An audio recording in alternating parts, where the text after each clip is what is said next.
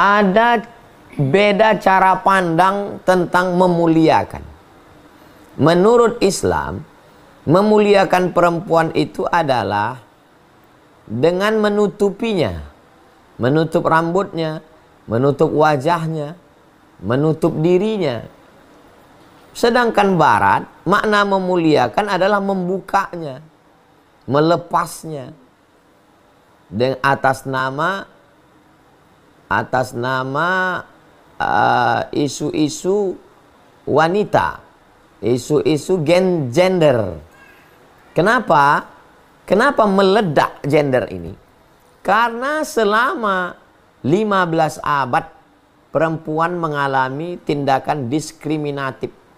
Perempuan tidak boleh membaca, perempuan teraniaya, perempuan tidak punya kuasa. Beda dengan Islam. Sehingga ketika terjadi Renaissance, masa pencerahan abad ke-15, maka mereka punya dobrakan yang luar biasa. Dia seperti teori pantulan. Teori pantulan itu begini, ini batu kita kasih tali. Kalau dia begini, dia mantulnya nggak terlalu jauh. Dia cuma begini. Tapi kalau dia begini, maka pantulannya juga akan begini. Pantulannya akan jauh.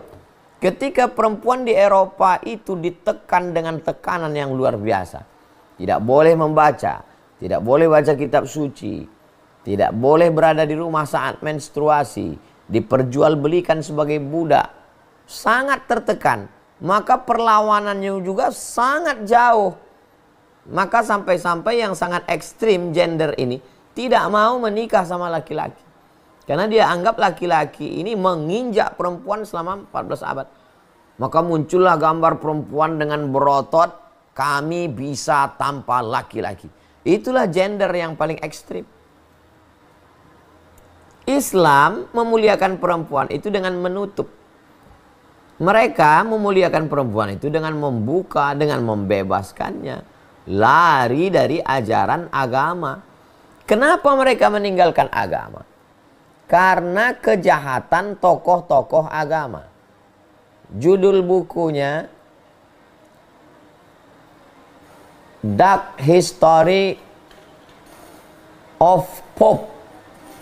Sejarah hitam para Pope. Dark History of Pope. Di dalam itu bagaimana kejahatan, maka muncullah apa yang disebut dengan agnostik jahat. Akhirnya muncullah, tapi tidak anti Tuhan. Ketika ditanya, kamu percaya sama Tuhan? Percaya. Tapi beragama. Tuhan Kenapa? Karena ada sakit hati.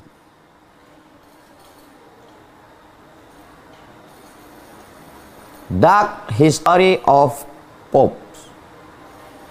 Vice, Murder, and Corruption.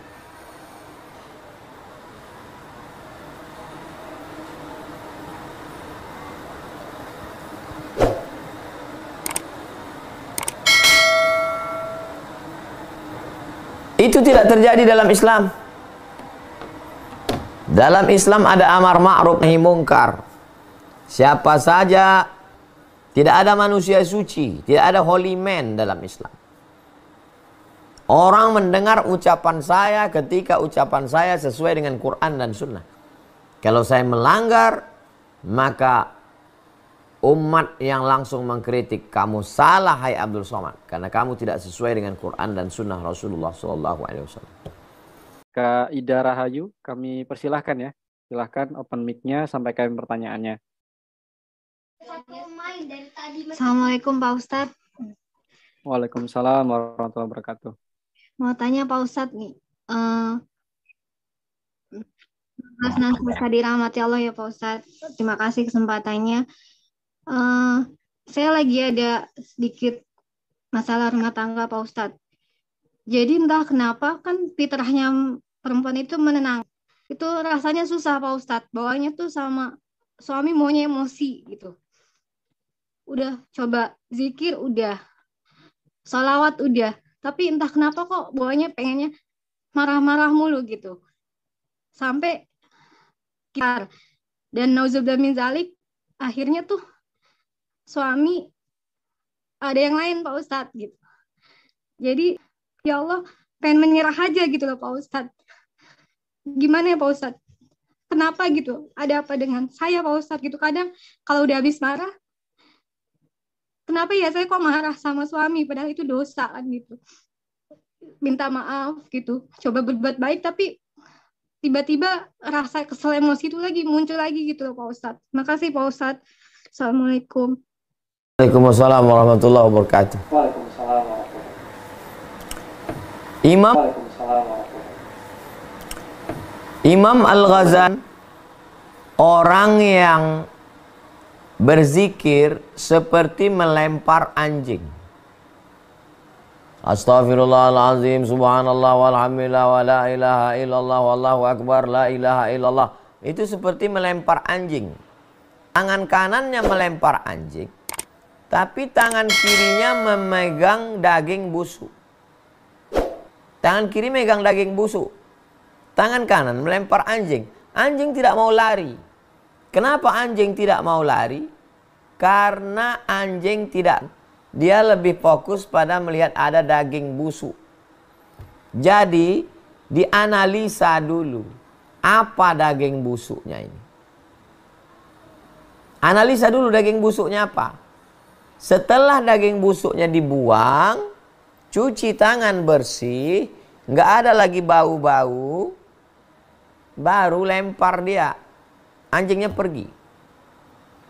Karena pertanyaannya umum, saya jawab umum. Analisa baik-baik apa masalahnya. Saya tidak suka suami saya nongkrong-nongkrong dengan temannya. Kongko-kongko, terlambat pulang. Berarti itu pemicunya, sampaikan. Saya nggak berani nyampaikannya langsung. Ayah, kakek, abang, adik, abang ayah, adik ayah. Kalau di Minangkabau ada nenek mama. Ada tokoh adat.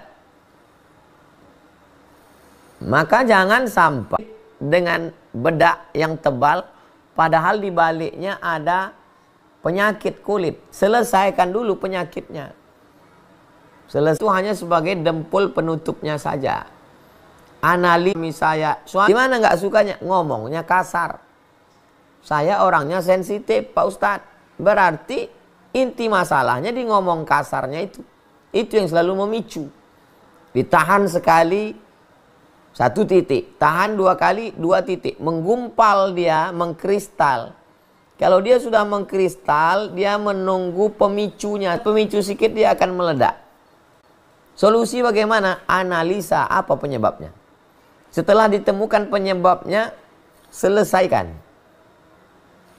Barulah zikir, baca Quran, sholat bersama. Kalau komunikasi, buat komunikasi tidak langsung. Melalui ada orang kalau bicara langsung dia gagap. Juga nggak masuk karena emosi duluan. Tapi kalau lewat tulisan, dibaca tengah malam, yang nulis tenang, yang baca juga tenang. Masuk.